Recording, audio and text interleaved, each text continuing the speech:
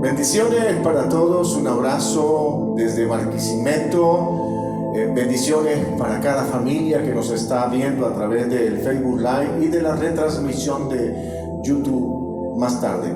Bendiciones, estamos celebrando nuestro 10º aniversario desde el Centro Cristiano Internacional Barquisimeto. A toda la familia del Centro Cristiano, un abrazo para todos, felicitaciones por el trabajo que se ha logrado hasta el día de hoy. Les bendigo en gran manera en el nombre de Jesús de Nazaret. Cuando activamos este plan de hacer nuestra celebración, lo hicimos con el propósito de recordar que hemos hecho un proceso de 10 años, donde estos 10 años han estado marcados por bendición y acompañamiento y asistencia de Dios. El respaldo de Dios ha estado allí permanentemente sobre este proceso de trabajo. Así que le bendigo a usted en familia, allí en casa, y le abrazo desde acá. Gracias por acompañar a los pastores, al liderazgo, a todos los que han estado involucrados en este proceso. Un abrazo grande para todos. Les bendigo en el nombre de Jesús de Nazaret. Empezamos esta semana, empezamos hoy la celebración y terminará el próximo domingo con una palabra de bendición de nuestro apóstol José Satirio dos Santos para la iglesia de Barquisimeto, con la celebración de la Cena del Señor.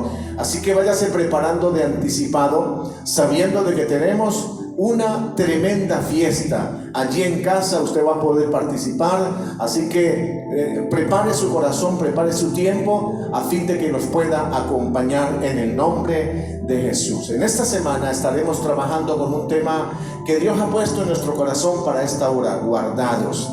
El tema es guardados. ¿Por qué hablamos de la palabra guardados? Porque yo siento la necesidad de recordarle a la iglesia de que la iglesia no camina a la deriva. La iglesia no va en la dirección que quiere el sistema o el mundo. La iglesia va de acuerdo a la dirección que el Espíritu de Dios nos imprime en los procesos del tiempo y de la historia, recordándole a cada persona que su vida está en las manos de un Dios que puede controlar no solo el universo, sino su vida, su proceso, su situación de necesidad, de aflicción o de amenaza. Está en las manos de un Dios que utilizará cada circunstancia en favor suyo. Recuerde que la palabra dice que todas las cosas, a los que aman a Dios, a los que tienen un llamado especial de parte de Dios y entienden el proceso, todo terminará de manera correcta. Así que le bendigo y una vez más, un abrazo allí.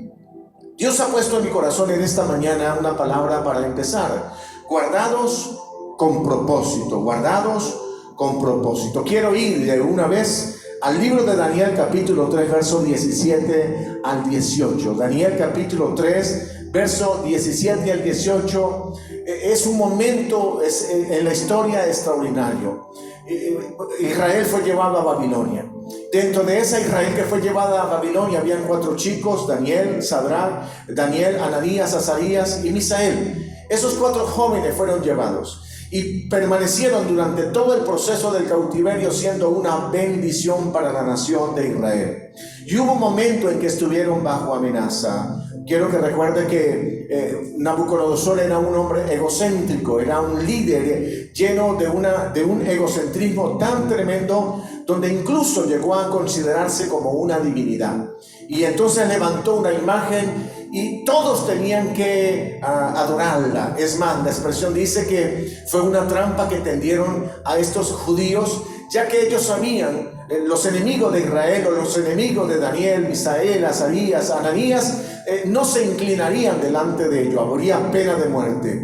Ananías, Misael y Azarías están allí, y dice la Biblia que cuando sonaron los instrumentos musicales que indicaban la hora en que los pueblos de la tierra deberían adorar, ellos se mantuvieron en pie, se mantuvieron firmes, no se doblegaron, aunque había una amenaza tremenda allí en el ambiente. Ahora, la pregunta que hago yo es, ¿por qué no actuar conforme al sistema? ¿Por qué no inclinarse? Simplemente es una inclinación. ¿Qué tiene que ver eso? Tiene que ver con la fidelidad que debemos tener a Dios antes que al sistema. Estos jóvenes preferían la muerte antes que obedecer a cualquier otra cosa que no fuera su Dios. Por ello, Dice la Biblia que cuando Nabucodonosor se llenó de enojo porque recibió la noticia de que ellos no se humillaban, no se inclinaban ante el sistema, no adoraban la imagen que se había erigido allí en memoria de Nabucodonosor, dice, entonces mandó a calentar el horno mucho más intensamente. Y lo que dice el pasaje en el que me quiero referir es la respuesta de estos tres chicos frente a la amenaza. Frente a la amenaza, ellos respondieron de la siguiente manera: he aquí nuestro Dios a quien servimos, Él puede librarnos. Nota la frase: he aquí el Dios a quien servimos puede librarnos del horno de fuego ardiendo. Y de tu mano, rey, nos librará. Quiero que noten la palabra, la certeza, la convicción que hay en su espíritu. Estos no son jóvenes que divagan en su fe. Son jóvenes que están claros acerca de quién los guarda, en qué mano están contenidas sus vidas. Si el Dios de propósitos que los escogió está con ellos, entonces al finalizar veremos nosotros, según es lo que ellos pensaron, que el Dios nos puede preservar y nos librará de tu mano. Pero el verso 18 es el verso significativo.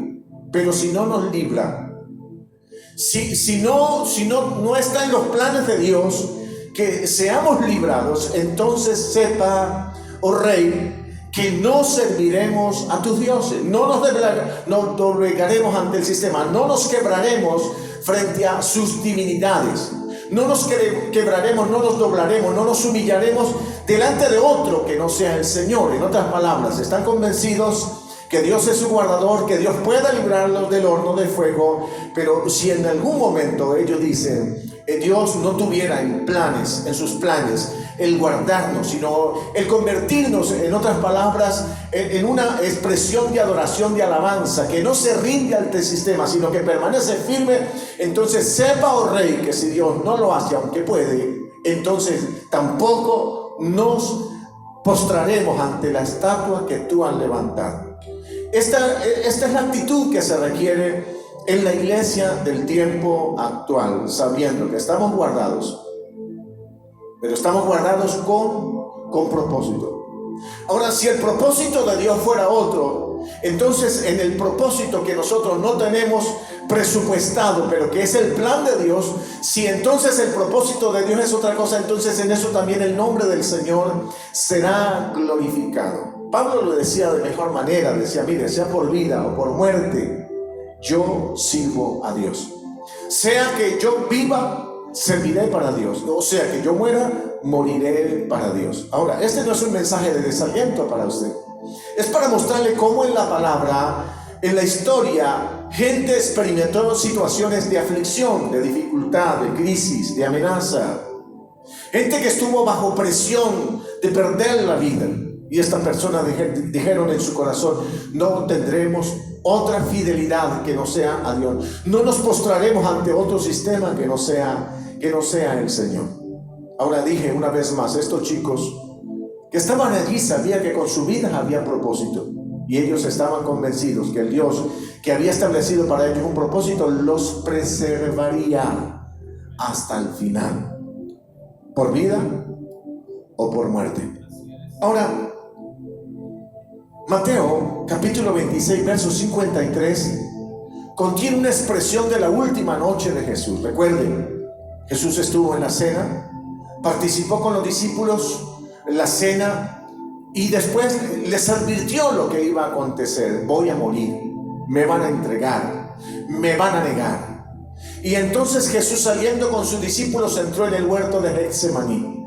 Y allí en Getsemaní Jesús experimentó dolor de quebranto ante la circunstancia que tendría que vivir. La copa de la ira tendría que tomar. Jesús no rechaza la copa de la ira, sin embargo, en su naturaleza humana, Él clama por si hay una nueva salida o si hay otra salida. En su naturaleza humana, Él se quiebra porque no es cualquier sacrificio, porque sobre Jesús van a caer el castigo que merece el pecado suyo, el pecado mío y el pecado de toda la humanidad. Jesús va a recibir la sentencia de muerte. La ejecución que se va a hacer de Jesús es el castigo que merecen los pecados de toda la humanidad. Imagínense eso. Y Jesús está allí en Getsemaní y Jesús ora. Sus discípulos duermen. Y cuando llega el momento de la prueba, dice la Biblia que aparece un grupo de soldados, viene Judas adelante, besa a Jesús. Y lo extraordinario es que cuando Pedro percibe que hay amenaza contra el Señor, él trata de levantarse para defender a su Señor. Él ha prometido allí en el aposento alto: yo estoy dispuesto a morir contigo. Jesús le dijo: no podrás hacerlo, te vas a quebrar.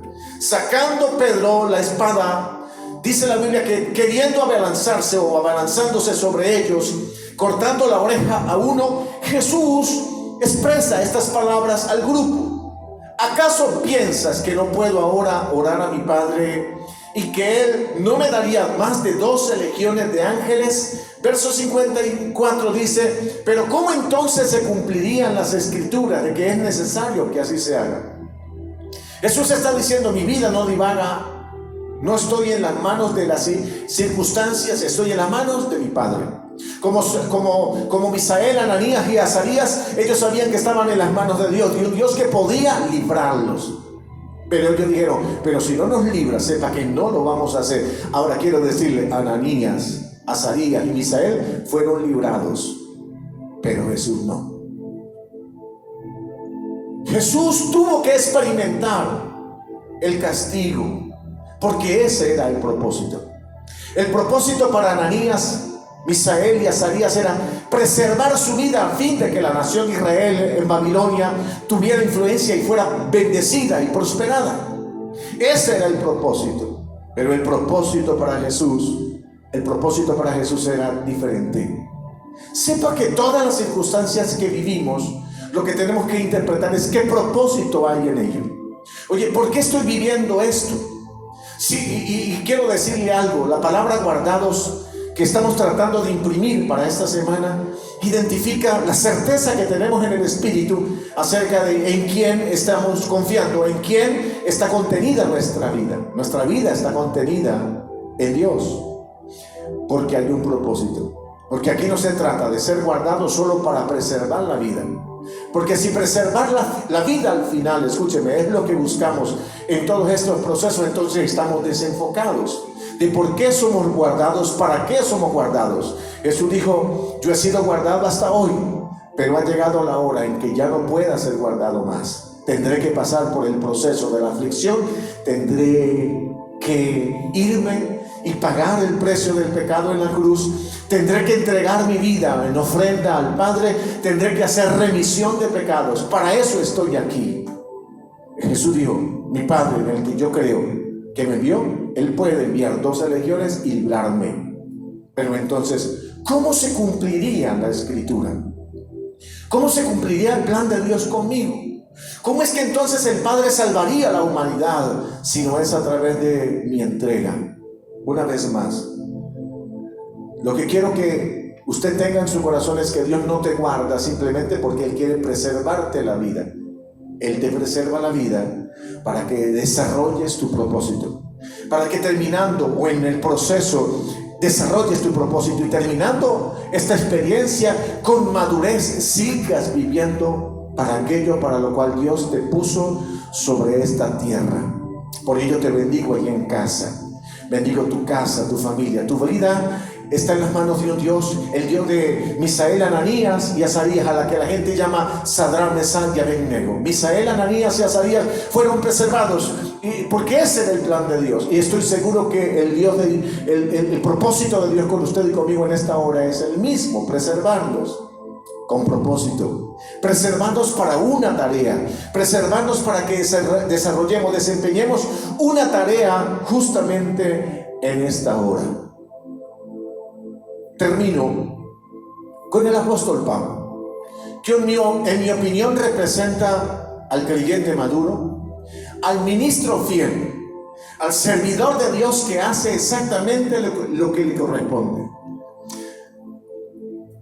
Pablo no es un hombre que trata de sobrevivir en los procesos que le corresponde vivir. Pablo es un hombre que, en la medida en que las circunstancias se dan, él interpreta: ¿por qué el Padre me ha puesto en esta circunstancia? ¿Qué puedo hacer yo en este proceso? Incluso él llegó a estar en la disyuntiva: de si quedarse o de irse, permitir que las circunstancias negativas lo alcanzaran y que él pereciera, o rendirse. En ningún momento. Pablo, en medio de las circunstancias difíciles, interpretaba: ¿qué es lo que el Padre quiere de mí? ¿Quiere que me quede? Entonces la pregunta es: ¿para qué quiere que me quede? Si Él quiere que me vaya, será para la exaltación de la gloria de su nombre en mi vida. Y si Él quiere que me quede, entonces será para que yo haga algo en particular.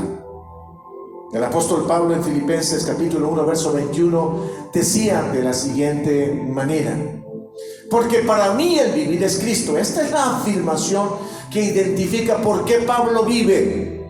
Pablo no vive simplemente porque quiere llegar a los 100 años. Yo deseo vivir a los 100 años. Ahora, es posible que hoy pudiera ser mi último día sobre esta tierra. Pablo no quería vivir 150 años por vivir 150 años. Él quería vivir en una sola dirección, con un solo propósito. Él quería vivir para Cristo. Él quería vivir en Cristo. Porque para mí el vivir es Cristo. Y agregaba la palabra: el morir es ganancia. ¿Quién puede hablar así? Alguien que está bajo asedio, bajo amenaza. Alguien que está rodeado y muchas veces sitiado. Pero Pablo no es el hombre que se siente sitiado, ni siquiera cuando está preso. Porque cuando Pablo escribe sus cartas, es la expresión de un hombre que está en libertad, aún en medio de la amenaza o en medio de estar encarcelado o aprisionado allí. Él es un hombre libre. Viene a mi mente una experiencia que tuve hace unos años atrás visitando centros carcelarios allí en Colombia. Y participé de una actividad donde me llevaron como predicador a uno de los campos más difíciles, de gente más peligrosa que había. Allí no había seguridad. Uno entraba y literalmente uno dependía de Dios. Y entrando, recuerdo que el líder que me lleva, después de que predico y voy saliendo, hay un lugar que se llama el lugar de alta seguridad de la cárcel. Allí solo están las personas más difíciles, más peligrosas. Y cuando voy en camino me dice: varoncito, lo quiero llevar para que conozca a un hombre que Dios alcanzó estando en la cárcel. Lo alcanzó estando en la cárcel. Y entonces me dice: solo que está en el nivel de más alta seguridad, porque era muy peligroso. Y aquí dentro de la cárcel hay mucha gente que quiere matarlo. Y entonces, por seguridad de él, lo han aislado y está en ese lugar. Y cuando yo llego, pienso llegar a un lugar donde, como nosotros, puedo comunicarme con él, pero no. Hay unas pérgolas de concreto que están en forma diagonal, que usted no puede mirar de frente a la persona, sino tendría que mirarlo en diagonal, y aún así podría mirarse hacia adentro. Sin embargo, cuando yo voy llegando, el hermano que va conmigo me dice o grita: ¡varón! ¡Varón de Dios! Y recuerdo tanto que grita de adentro de ese lugar: ¡sí, aquí estoy! ¡Varón, venga para que conozca al pastor Jaime Rodríguez! Y entonces veo que sale una mano dentro de esas pérgolas. Y cuando sale la mano, entonces yo le estrecho la mano. Y cuando le estrecho la mano, sin él conocerme, esta fue su expresión: pastor, soy libre. Soy libre. Cristo me ha hecho libre. ¿Sabe qué es lo extraordinario? Este hombre no se sentía preso ni estando en circunstancias de condenación. ¿Quiere que le diga por cuánto tiempo estaba condenado este hombre? 4 cadenas perpetuas, 4 cadenas de por vida, 4 sentencias de cadena de por vida, y se sentía libre. Este es el Pablo al que escribe el libro de Filipenses. Pablo está preso, entre comillas. No está preso, él está libre. Porque la palabra a través de él corre con total libertad. Él sabe que si él está preso, el propósito de estar preso tiene que cumplirse, y es que él tiene que convertirse en instrumento de salvación aún en medio de esta circunstancia. ¿Sabe qué es lo tremendo? Cuenta la historia que al apóstol Pablo le tenían que cambiar la guardia frecuentemente. Se la tenían que cambiar, porque si le dejaban la guardia romana mucho tiempo, estos guardias romanos normalmente terminaban por convertirse al Dios de Pablo. Y entonces le rotaban la guardia.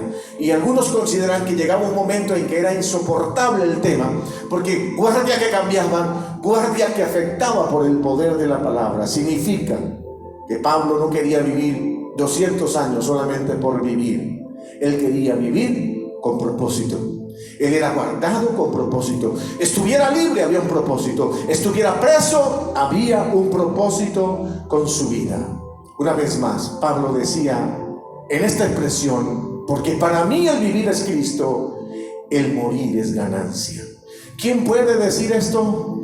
Alguien que sabe en quién ha creído y cuál es su destino. Su destino y mi destino como iglesia es que mientras que estemos en la tierra, Cristo debe ser el centro del por qué estamos guardados. Y si morimos, Cristo será la razón por la que morimos. Así que quiero concluir. Verso 22 al 24, por favor. Dice: mas si el vivir en la carne, o sea, el quedarme en este cuerpo, resulta para mí en beneficio de la obra, no sé entonces qué escoger, porque de ambas cosas estoy puesto en estrecho, teniendo deseo de partir y estar con Cristo, lo cual es muchísimo mejor, pero quedar en la carne es más necesario por causa de la obra, por causa de vosotros. Mira, este hombre sabía que él estaba guardado porque había una tarea que hacer, una tarea que cumplir. Tú no estás guardado en casa, tú no estás guardado y protegido de la epidemia, tú no estás guardado simplemente porque la sangre de Cristo tiene poder. En estos días, y perdónenme, no lo hago a manera de crítica, pero ha surgido demasiado superstición dentro de la iglesia. Me regalaron un tapabocas que dice: la sangre de Cristo tiene poder. ¿Sabe qué significa eso? Miedo. Es miedo. La gente está tratando de, entre comillas, crear sistemas de protección psicológica para mantenerse firme frente a la circunstancia. No es así.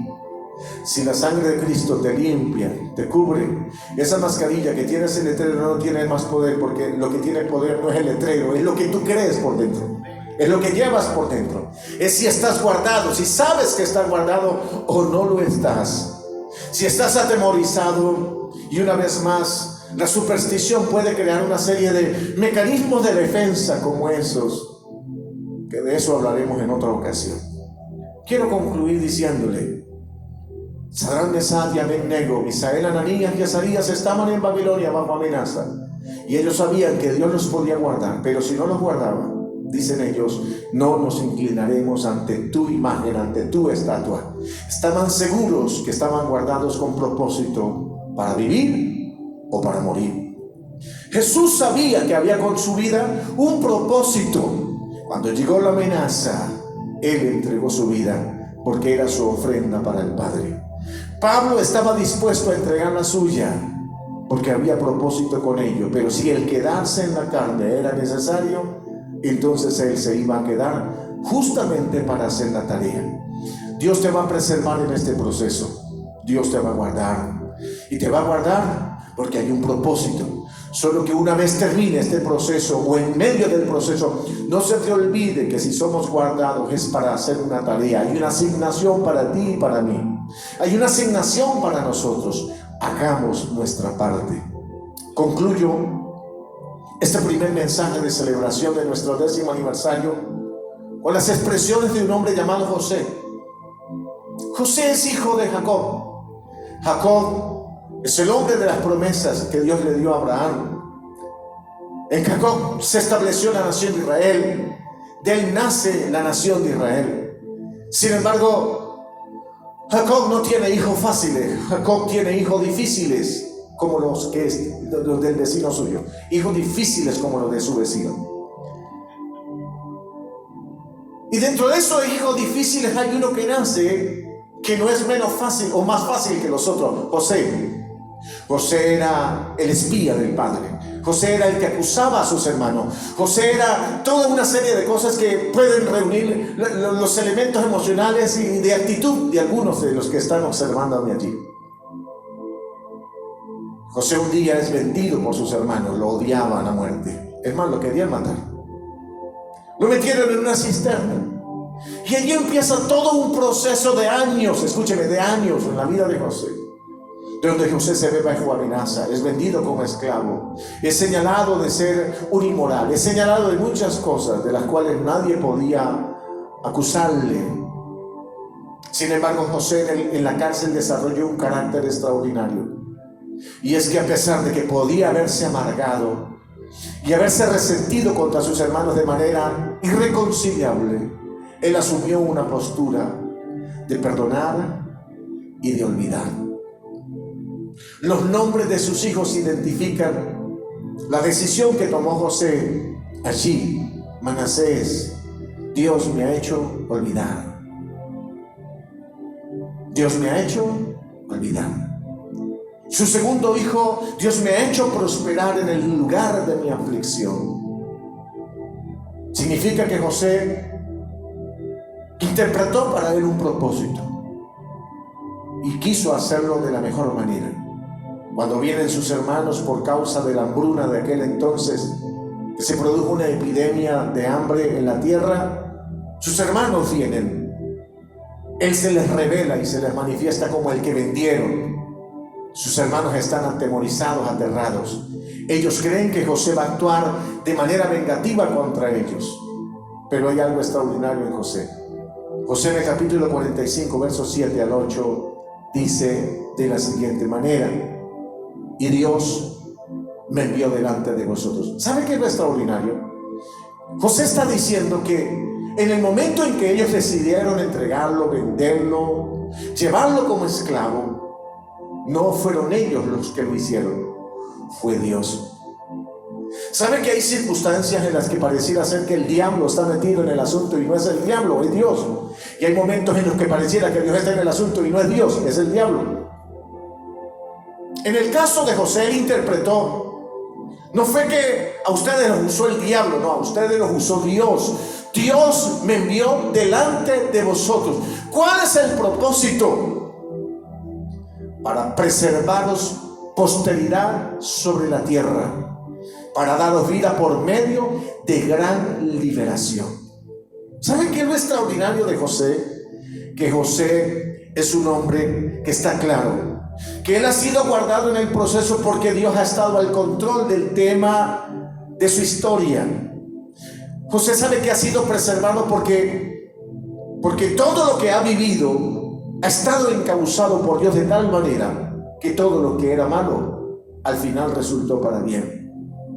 Dios me envió delante de vosotros para preservaros posteridad sobre la tierra y para daros vida por medio de gran liberación. Y el verso 8 termina diciendo: así pues, no me enviasteis vosotros acá, sino Dios. ¿Quién lo envió?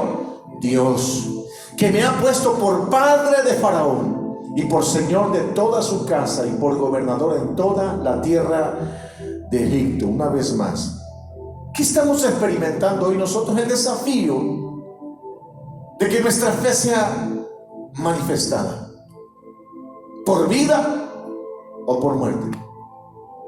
Que nuestra fe sea manifestada en el ambiente donde estamos, en el hogar, con los amigos, por medio de las redes sociales. Tenemos que activarnos de tal manera que todo este proceso de encierro no concluya simplemente con una supervivencia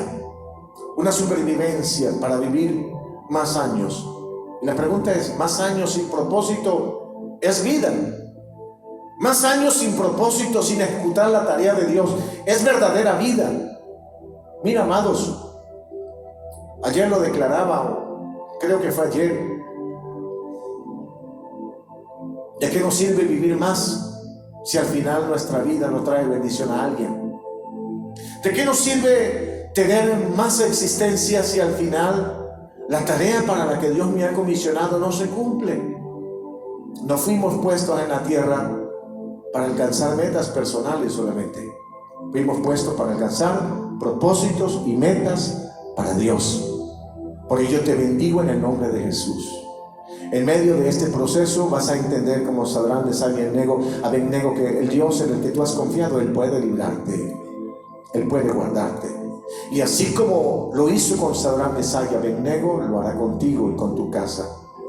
¿Qué pasará contigo? Lo mismo que pasó con la descendencia de estos chicos que fueron bendecidos poderosamente en Babilonia. Dejaron y crearon un sistema que fortaleció la nación de Israel a fin de que cuando salieran hacia la tierra prometida de regreso, estuvieran las bases de Israel fortalecidas. ¿Cuál fue la clave de Jesús? Interpretó su propósito.